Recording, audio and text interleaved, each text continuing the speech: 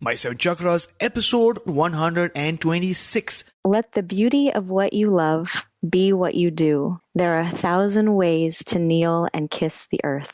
The seven chakras, swirling vortices of energy, positioned throughout our body from the base of the spine to the crown of the head. For thousands of years, this ancient wisdom has been passed on from master to disciple. What are the functions of these energy centers? And could these chakras help you unlock your destiny and find your true purpose? Welcome to My Seven Chakras. And now, your host, Aditya Jai Kumar. What's up, Action Tribe? AJ here, and you are listening to My Seven Chakras, a show where we introduce you to people who have said yes to life. People who have gone through numerous struggles, obstacles, rejections, and major challenges to jump back once again and take massive action. These are people who at one point didn't know what their life's purpose is, but with the right mindset, the right approach, the right knowledge, the right questions, and the right mentor, they were able to align themselves with the energy of the universe and not only transform themselves, but transform others as well. Action Tribe, no matter what challenge you are going through right now, realize that life has its ups and downs. And even though you might be going through a down right now, remember that sunrise always follows the darkest part of the night. Remember that a lotus blooms in the dirtiest and marshiest of ponds. Remember that no matter how bad it gets and how many times you get knocked down, no one can knock out the powerful human spirit that resides within you. So thank you so much for taking your time to listen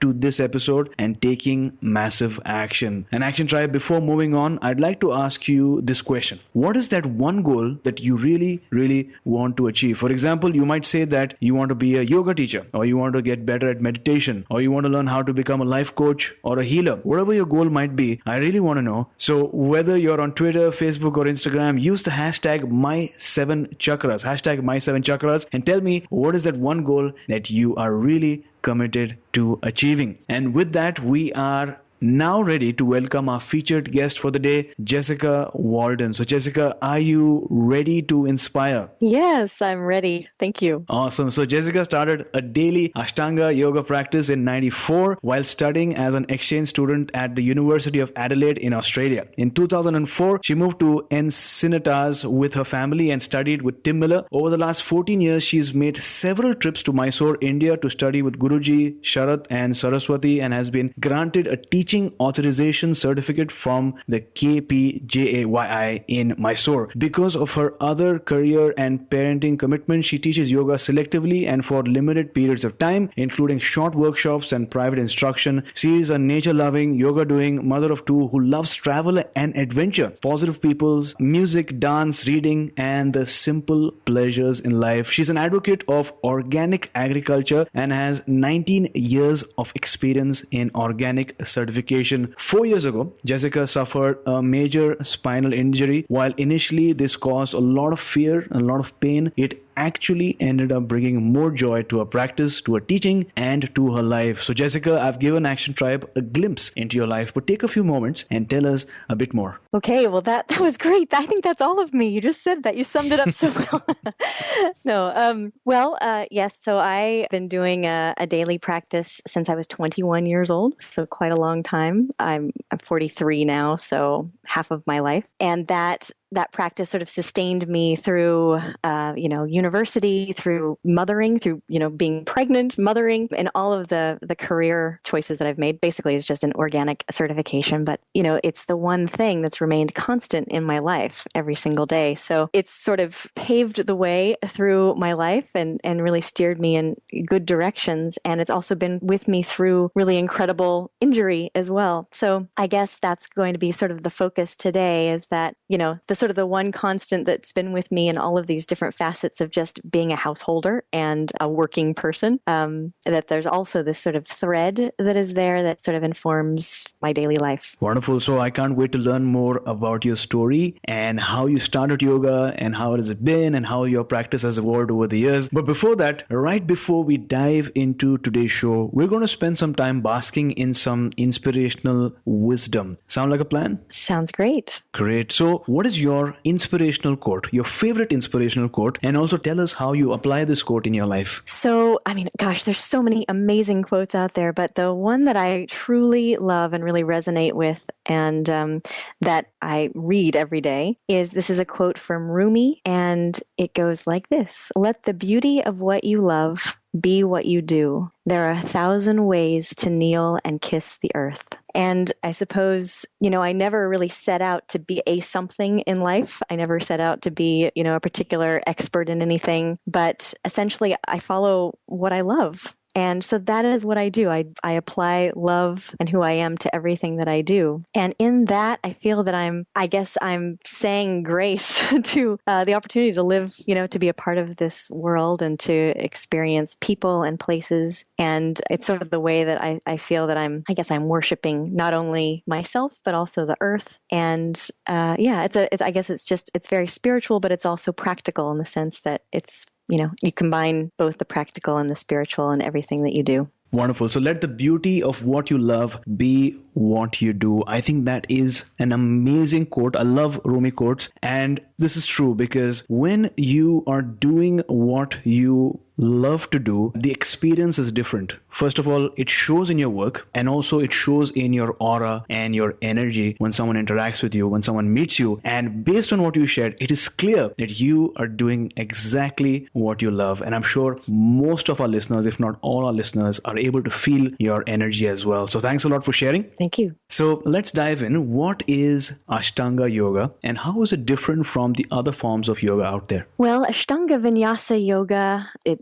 comes from Sri K. Pattabhi Jois, and he was a student of Krishnamacharya, and so was Iyengar as well. The Ashtanga is different in that it's based on a vinyasa system. So instead of holding postures for long periods of time and sort of moving in and out of various postures and they change on a daily basis, Ashtanga there's a series that you're working on, and each posture is connected with this series of movements and breathing that basically allows you to generate your own heat, and it keeps you very active throughout the practice, but you're also continually moving and breathing at the same time. So you're holding postures for a shorter period of time, but you're constantly connecting them through this sequence of movements that is keeping you breathing and focused. So it's, and you have a series that you work on, so you can actually work on it anywhere you are, either in a yoga class or at home or, during travel, you have your own series that you're working on. So yeah, it's a beautiful system. Wonderful. So you said that it is a vinyasa system. Yes. It comprises of shorter poses. It is definitely a series of poses. And the focus really is on movement and breathing. So it's like a moving meditation. Correct. Exactly. Wonderful. So what are some of the benefits that you've gained over the years from a regular practice of Ashtanga Yoga? When I first started doing this practice, I was in university and I was very stressed out and worried. I was worried about life. I was 21. So, when you're embarking upon, you sort of think that you know everything at that age, but really you know nothing. And so I was just afraid. I was afraid of failure at university. I was afraid of a lot of things and definitely just stressed out. So I started the system and I used to bite my nails like crazy. And I noticed after I started practicing the system that I was too tired to bite my nails. Things just started falling. All these little stress things that I did sort of started to fall away. I didn't quite know why, but I think it was being able to etch out a little piece of time where I had to stop my thinking, my worrying. I had to stop studying. And I just got onto the mat and started to move and breathe. And even though you might start to be, your mind might be racing right at the beginning, by the time you're into it, 10 minutes into it, you no longer are thinking anything. You're just moving, breathing, and trying to keep up with the rigorous practice. And so what I found was things dropped away. I guess thoughts of, concerning thoughts, those sorts of things just started to fall away. And I just felt so much better at the end, especially at the relaxation at the very end.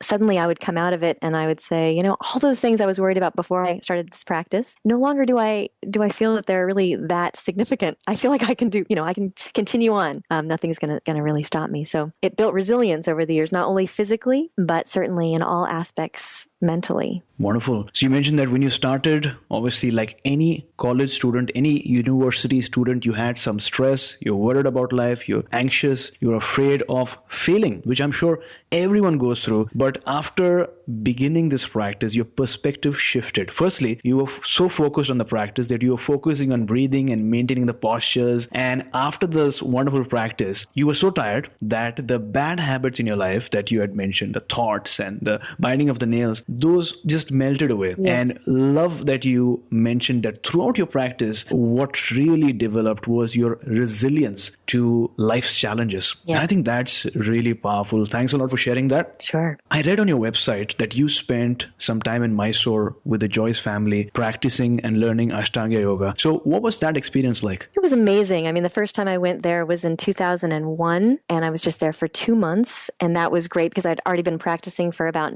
I don't know, maybe 9 years or 7 or 9 years before getting there. Mm-hmm. And it was really, really expensive. But I mean, because I was in Australia at that time and the Australian dollar was very, very low. But as soon as I got there and I met Pattabhi Joyce at that time, I knew I had made the right decision. The money didn't matter anymore. You know, it was like, no, I needed to go to the source. And that's what it felt like. It was being at the source of this amazing practice and this amazing person, you know, both Pattabhi Joyce and his grandson and his daughter, Saraswati, grandson Sharat. They're there to serve. Like, people just kept coming. You know, they didn't ask that students come from around the world, but we all just kept coming because we all needed it so much. So it was a real, it was amazing. It was very humbling to be there. And then I'd gone back several times, but especially in 2008 and 2009, we took our 2 children. They were just almost 2 and almost 5. And we stayed there for a year and a half. And so we really sunk in and, you know, stayed there for a while, really felt that we were living there and our kids are going to school. And that's when the practice really blossomed for me on all different levels. You know, I was actually still working for my American company at that time, but I was just really steeped in all the cultural aspects of yoga. And it was quite an amazing experience. We got much closer with the family. Pattabhi Joyce died at that time when we were there. So that was also quite amazing. It was like the end of an era and the beginning of something new as Sharat took over that. So it really had great meaning to me to be able to do that, you know, to be there and experience that on that level. Wonderful. So your first trip was in 2001. As you mentioned, it was very expensive. But as soon as you reached the destination, you met with the person, you reached the source, as you so eloquently put, all apprehensions, all doubts, all worries about how much money you spent, they all, you know, washed away. Right. They all went away because you knew that this was not an expense, but this was an investment in your personal growth, in your spiritual growth, and life was not going to be the same again. But then you made another trip, right? At the latest stage. And that's when you spent more time. Yes. And that's when things really transformed. Your family was there. So that's phenomenal as well. So I know you've written about this a little bit on your website. You speak about the Bundys. So my question is, what are the Bundys and how do they relate to the practice of yoga? Ooh, well, gosh, the all-elusive Bundys. They are amazing. Firstly, they're amazing, but it takes time to understand what they are. But their energy, Bunda means lock, but they're really like energy gates within our body. And so the 2 that we typically use in this Ashtanga practice are the Mula Bandha and the Uddiyana Bandha. The Mula Bandha is at the base of the spine or the pelvic floor, you know, basically what you're sitting on. And that Mula Bandha is the yogis for years and years, but I mean, yogis that didn't practice Ashtanga necessarily talk about this sort of energy source at the base of your spine. And if you're able to harness that, and usually it's through the breathing, where you're breathing in and you're gently lifting up that pelvic floor area with the breath, you begin to form an awareness there. And so you're basically allowing that energy, instead of the energy always going out in that area, the energy starts to circulate back up. So you're creating a real strengthening, powerful place down at the root of your body. And that helps with everything. It helps protect your back. It protects you during your practice. But in daily life, it also keeps this sort of spring in your step because it's actually a very alive feeling. The Uddiyana Bandha, another bandha, is located just below your navel. And it's like imagining a string that's tied from just below the navel, and it draws back to the spine. And so that's just your lower belly. And it's not a sense of hardening like the 6-pack abs that we think about in the West, you know, like, oh, we got to get that core strong. We got to look good in our bikinis or whatever. It's really a softness. It's such an internal, again, it's sort of a lifting. And that means flying upward. The combination between the Mula Bandha and the Uddiyana Bandha in your practice and connecting with that with your breath. So on the inhalation, the Mula Bandha is lifting gently, which is the pelvic floor, and the Uddiyana Bandha is also coming back a little bit towards your spine, which is that lower belly area. And those two things start to create incredible strength and control within you. Mm-hmm. And you begin to sort of get sort of a feeling of lightness in your practice and in your movements. If you look at those runners, those people that are doing those incredible sprints during the Olympics, and you see how they almost lift up off the ground as they're running, I'm sure they're activating Mula Bandha and Uddiyana Bandha, and they may not call it that at the time, but it's that thing that allows you to almost lift and levitate a little bit in your movements. And so it's really important in the Ashtanga practice that you are cultivating that, because that just allows you to sort of, again, find that the movements become easier, the meditation becomes easier, and your practice becomes something kind of on another level. It becomes more than just the physical movement. You are sort of flying a little bit. Wonderful. Now, you've alluded to this before, but you've been practicing yoga for over 20 years now. How has your practice changed or evolved over the years from the very beginning to now? I've always been fairly noodle-like, flexible, but kind of just gangly. I had no strength in my center core body, had no real understanding of the bandhas, or at least I didn't think I did at that time. So I came to it, but still I found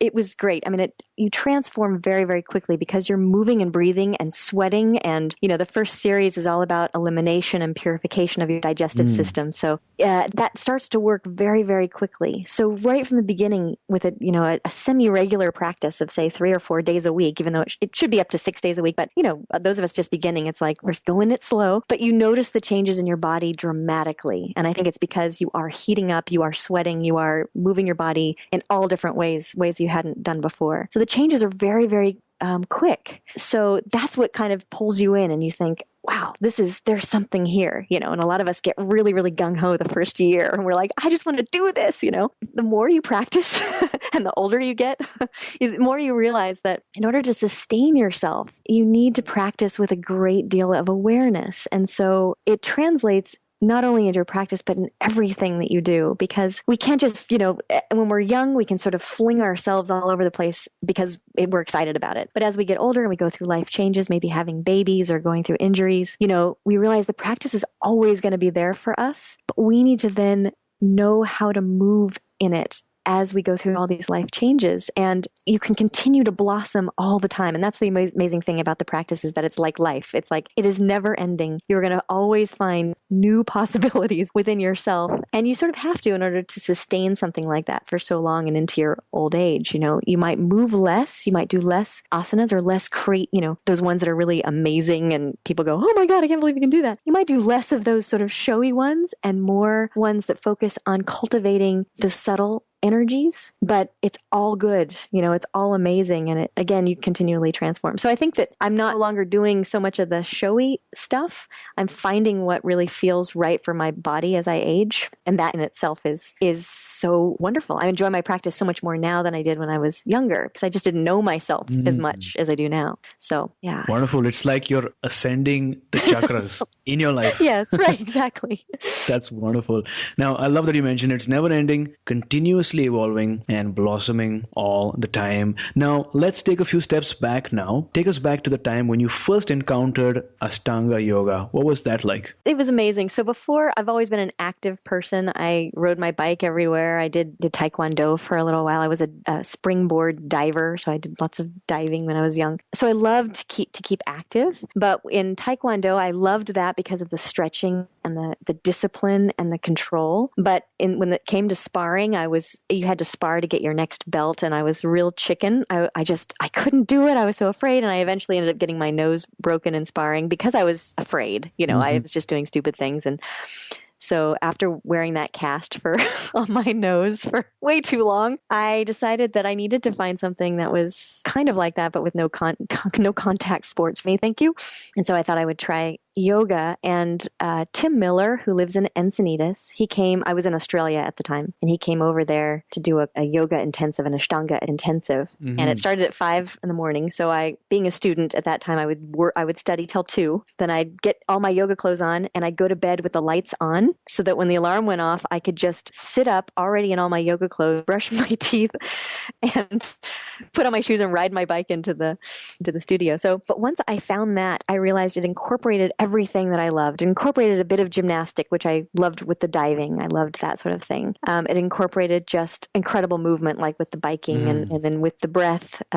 And the focus of the Taekwondo. It incorporated everything. And I thought, this is it. This is exactly what suits me, my constitution or my temperament or whatever. So basically, that's how I found it. Of course, I was only 21. So before then, it was all just experimentation. That is awesome. I can imagine how that must have felt, knowing that you finally came across a practice that incorporated what you liked in different practices. Yes. So wonderful. So what advice do you have for someone listening to this episode right now who wants to embark on a practice of yoga? Well, I encourage it, of course. I guess the thing is that, not everyone is going to want to do the Ashtanga system because it is quite vigorous. So I guess I just think that someone who is interested in yoga should try a couple of different types of yoga because, like I said, everyone at different places in their life, and they may want more the relaxing type of yoga where you're moving slowly, or they may want something that's more vigorous like this system. And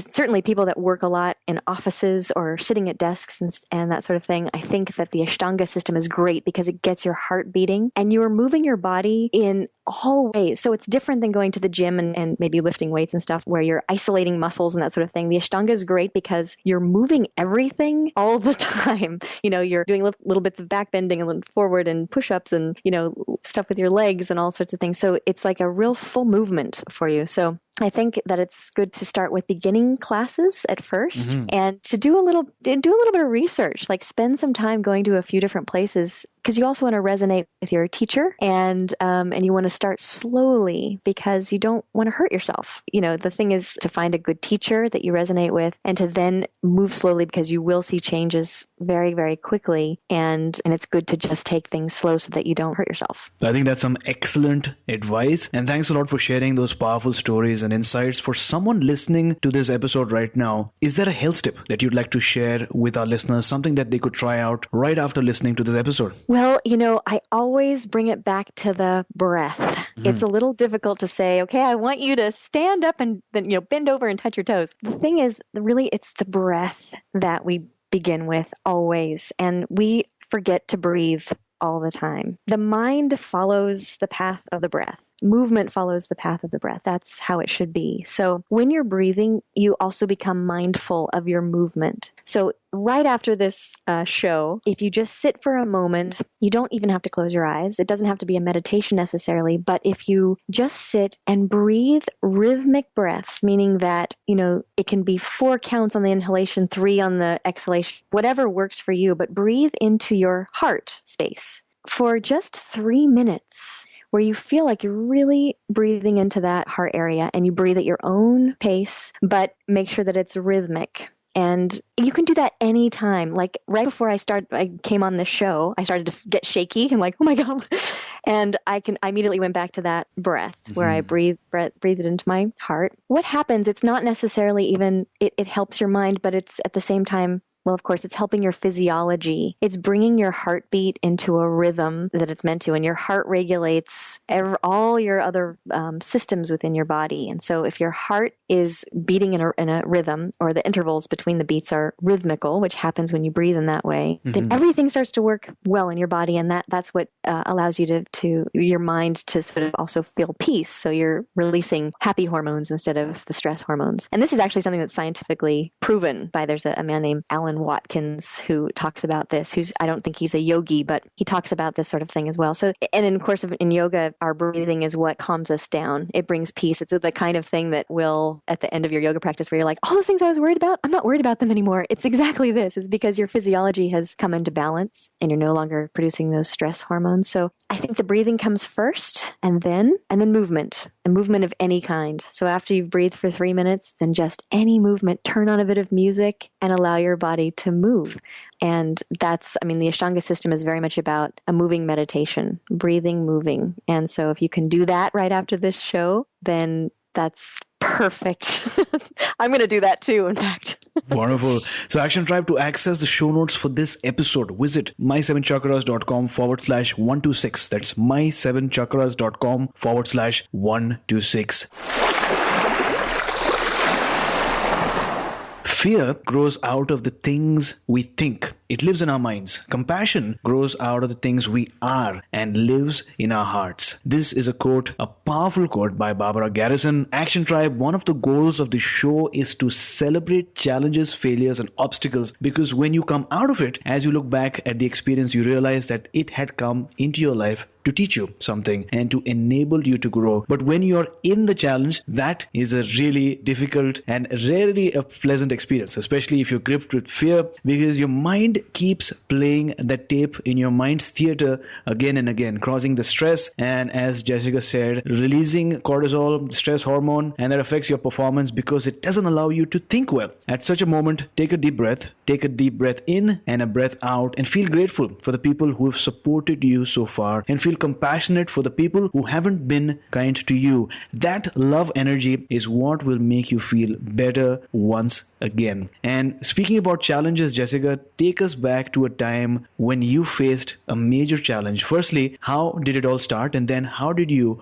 overcome that challenge? Well, I guess sort of the most recent challenge for me was when I had my back injury. I had been born with a condition called spondylolisthesis, where your vertebrae don't stack on top of one another. I had one vertebra that was going in and one vertebra going out, and I had a disc in between. And I didn't really know it so much. And then I found out about it after my first trip to India in 2001. But I assumed that yoga would heal me, so I kept doing those crazy back bends. And then by the way, yoga does heal, but it's not usually in the straight line like we think it will.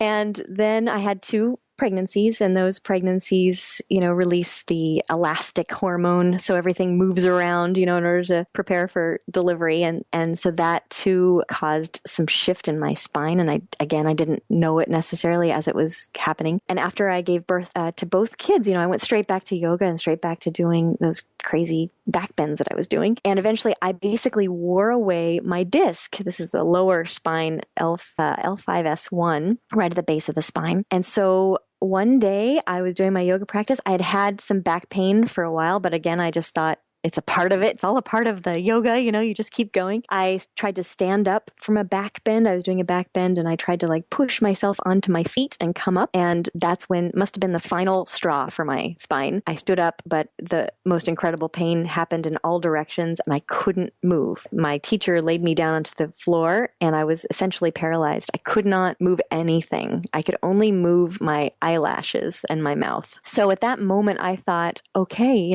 I possibly have done such severe damage to myself that I actually may never walk again. I couldn't imagine myself walking again. I went to the emergency room, and they pumped me with all sorts of drugs, anti-spasm and painkillers and that sort of thing. And they gave me an MRI. And yes, it turned out that I had this crazy situation down in my lower spine. And the surgeon said that if this would have happened to me all at once, I would have been a paraplegic. But what was happening is my body was adapting over the years. I was creating damage, and my body was adapting at the same time to try to keep me continuing to do what I was doing. So it was a moment it was incredible pain, obviously, but I was very, very afraid. One surgeon said to me that I should get surgery straight away because I had 2 children, and what if I had to spend the rest of my life in a wheelchair? And didn't I want to play with my kids? Basically, was his sentiment. And I was really afraid. I went and saw 3 different surgeons, and I also embarked upon some physio exercises as well. And the 3rd surgeon I saw reassured me that I wasn't going to suddenly become paraplegic. I was walking by this stage. I was able to walk. But I was very afraid. I felt very fragile. Like at any moment I could collapse, and that would be it. I would never, I'd be paralyzed. But the 3rd surgeon said to me, look, you're not in any hurry. I could open you up right now and realize there's nothing I could do for you except just fuse your vertebra together, and then you'd be exactly the way you are now, except I would have opened you up, and you would have had all this nerve damage, and basically you could feel more pain than you feel now. So you might as well just wait until you're ready, to do it. And in the meantime, just keep practicing and let pain be your guide. And that was really helpful. When I heard those words from him, it made sense to me in my own body. I wasn't ready to believe other people's the fear that they were putting into my brain quite yet. So at that moment, I had been working towards this yoga certification for all of my adult life. I was a mother of 2 kids. I was working, but my identity very much wrapped up in my yoga too, and being able to do these amazing postures. But what happened was, I don't know, something interesting happened. I suddenly just became humble with so much, maybe just became humble with myself. I realized I didn't have to keep striving to meet this ideal, and that I could just keep going inward to find out what was going on within me and what I needed to do to keep walking and to keep thriving. And so what seemed like it was going to be kind of the end of things ended up actually being the beginning of things, because it was after that back situation that I started, I started making instructional videos for people, and I got a website. I just started being more inspired by the practice, realizing that yoga did heal me in a way that I didn't expect it. Not in a physical way. Yoga kind of took me in and spat me out the other side with this whole new awareness of a whole new gentleness. Like, I needed to be more gentle on myself and on my children and just in my life. Like, I needed to pay attention to the subtleties in life and within me that brought me peace and love and comfort. So yeah, and it also opened me up to other things. Like, I was very, very attached to the practice, and then it opened me up to a whole range of different movement and hiking and a whole lot of other things that I would maybe not have had time for because I was so, wanting to do my practice all the time. I still do my practice all the time, actually, but I just do so much other stuff too that's so much more fun. I mean, not more fun, but so much fun in other ways. So yeah, it's the best thing that ever happened to me. I know that these things happen for a reason. And I think the main thing was that it just softened me to myself. I was pushing and pushing without really listening to what was going on. And now all I do is listen. And I let what I hear dictate my movements or dictate what I do in life. And I pay attention to everything now, in life. I'm moved and overwhelmed by, the pelicans that fly by me at the beach. Like, I'm a little bit of a emotional softie these days. The pelicans go by and I'm like, oh, they're so beautiful. Have a little cry. But I mean, I guess it allowed me to pay attention to the subtleties and everything. And then has really just informed the way that this next chapter of my life has sort of has opened up. And it's like, it feels like the beginning of something as opposed to the end of something. So as you look back at your life right now, in just one sentence, what is that one major life lesson that you'd like to share with our listeners? I guess the life lesson is that you never know how the story is going to end. Life is a huge mystery, and you could have all the plans in the world and all the goals, but the reality is you have no idea what's going to happen. So I think that the main thing is that, like, we can only take care of the present. We can only take care of that present moment. We have to either enjoy it, or we have to, perhaps if the present is something that's threatening us, we have to deal with it right then. But the future will take care of itself. And if we take care of right now and we're humble, then it's all good. Everything's going to be fine. I guess that's it. Wonderful. So you said a couple of really awesome things, some powerful things, which I feel is really important to repeat. You shared that you had a back injury, an issue with your vertebrae, which is such a sensitive part of your body. You then had 2 pregnancies, which further affected your spine. And then you went back into yoga. You ended up, wearing your spine even more. And that's when it hit you. You couldn't move. You were paralyzed. And that must have been so challenging and so painful. But, you didn't give up. You had people around you. You got an MRI. You got to know that it was really serious. And they were telling you to get an operation done. But then you met some other surgeons as well. The 3rd surgeon assured you and gave you the confidence and said, keep practicing. Let pain be your guide. That is such, wonderful information. I mean, wonderful, advice. And I think he should not be a surgeon. He should be like a motivational coach or something like that.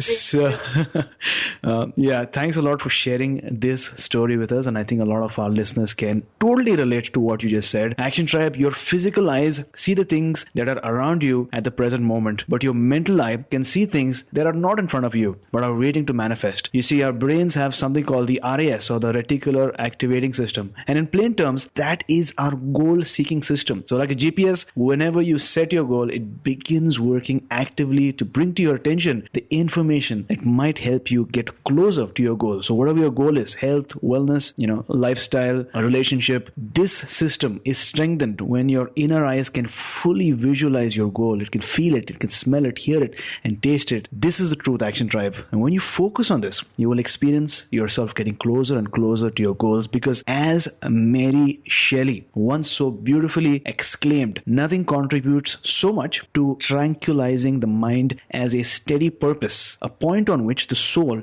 may fix its intellectual eye. So, Jessica, at this point in your life, what is your life's calling? Well, it's interesting. I've been thinking about this.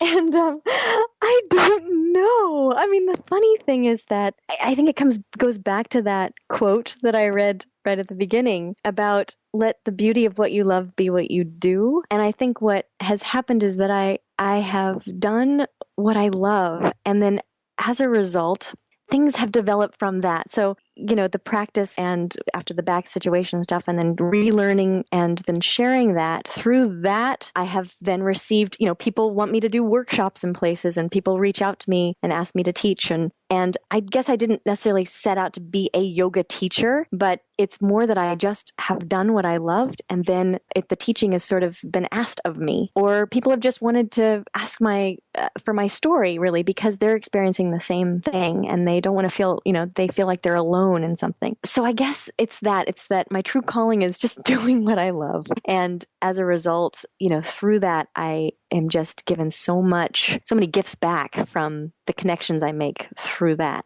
That is amazing. Now, as you look back at your life, is there a particular Eureka moment or a magical moment beyond which your life changed in a big way? Oh, I guess I had, in my younger years, I grew up extremely poor, and there were times when, I was actually living as a child without electricity or running hot water. And I guess the thing that I learned back then was, and I was incredibly embarrassed and I tried to keep that well hidden from my school friends. The thing, though, the Eureka moments have really been when I have been traveling in the world and realizing that we all have our struggles. Everyone does. There's not one person that hasn't suffered. And that the world is so big. And as soon as you get out of your little bubble of what you think reality is, and you actually step upon the soil of some other place, you open yourself up to that, the whole incredible learning happens. You don't even try to learn, but it's that sort of thing. So I moved to Australia when I was 21. That was a huge moment. Like I said, I was very anxiety ridden at that time. And I guess the Eureka moment at that time was stepping into this new country. And again, I was just faced with, gosh, I really know nothing. I just need to absorb that life is so big. And then I've continually traveled, and every time I take a journey and have an adventure, even a road trip, I know my life will change by the end of it. I don't know how, but it will. So I guess the Eureka moments happen all the time for me, and it's usually through movement and travel to a place that I know nothing about. I know nothing of what's to happen. So I guess out of all the things that we learned from you today, is one thing clearly stands out: the humility that you have, the ability to, after all these years of practice, look at life, look around you, especially if you're in a new environment, just say, I really know nothing. And I think that's such a powerful skill, expertise to have, is just being humble and having those moments, because that allows the energy to flow within you. It's like the cup, when it's completely full, there's no space for anything to fill it. But if your cup is empty, and as you pointed out, if you say that I really know nothing, that allows nature to fill you with the wisdom that is waiting to enter you. So thanks a lot for sharing. That was really inspiring. And with that, we've arrived at my favorite round, the wisdom round, which contains 4 rapid fire questions so that our listeners can take note and take action. So are you ready? I'm ready. What is the best advice you've ever received? Well, being a mother, I had a professor, Sri Kumar Rao, and he said, kids don't always pay attention to what you say or what you do, but they always pay attention to who you are. And I think as parents out there who are so worried about the daily things that we do, the reality is that kids pick up on who you are as a person. And all that other stuff at the end of the day really is just background. And so I really needed to hear that. That was the best advice. And I think about it every day. as I'm parenting, it's like, no, I just need to be who I am and it's all going to be okay. So that, I have to say, that's my best piece of advice. Awesome. So name a personal habit that you'd like to encourage our listeners to try out. Move and breathe every day. I think we already talked about this, but I have a reminder on my phone that says dance every hour, and it actually goes off every hour. And it sounds it's a little embarrassing, but but our bodies, we're actually made to move and breathe. In case people didn't know.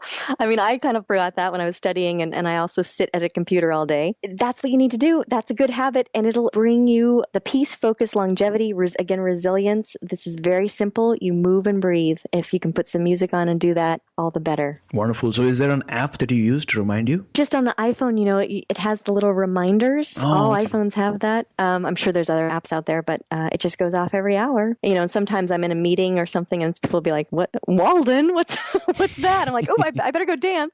No, you can't always do that, but whenever you can, at least once a day, do that. Awesome. So I've just completed 4 interviews this morning, 4 hours of interviews. So I think it's my cue to go out and move.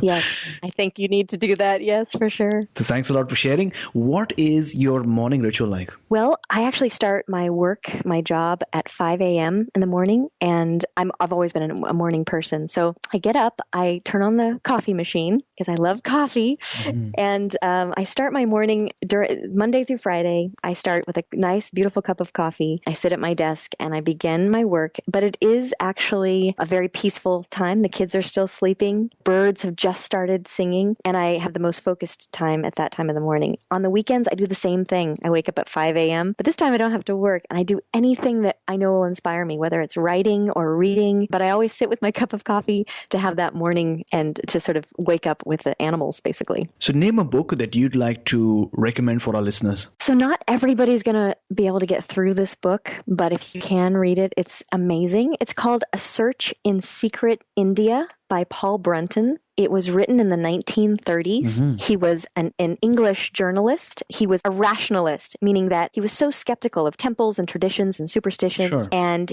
his quest was to see if there was really any true holy men in India. And he actually meets Ramana Maharshi and is able to meditate with him and spend time with him. And this book takes you through all sorts of different people that he meets. He meets a lot of really advanced and amazing people, but Ramana Maharshi, I don't know if people know who he is, but he was truly an evolved being. He's incredible. You read his words and you know it within your soul that it's true. And so it's just an incredible account of Paul's time with him, but it also, coming from the journalist who was very skeptical about everything, it takes you this incredible journey. And it was written in the 30s, so you can sort of see how, times were different back then, but this essential truth was there. And it's an incredible journey. I think that it's definitely something that really changed my life after reading it. Action Tribe, to access today's show notes, visit my7chakras.com/126. That's my7chakras.com/126. So Jessica, thank you so much for joining us today. Before you go, tell us one thing that you're grateful for, and tell us the best way we can find you. Well, I'm really grateful for you. I think what you do is incredible. I got to listen to other podcasts and it was incredibly inspired. And I just feel like we all need to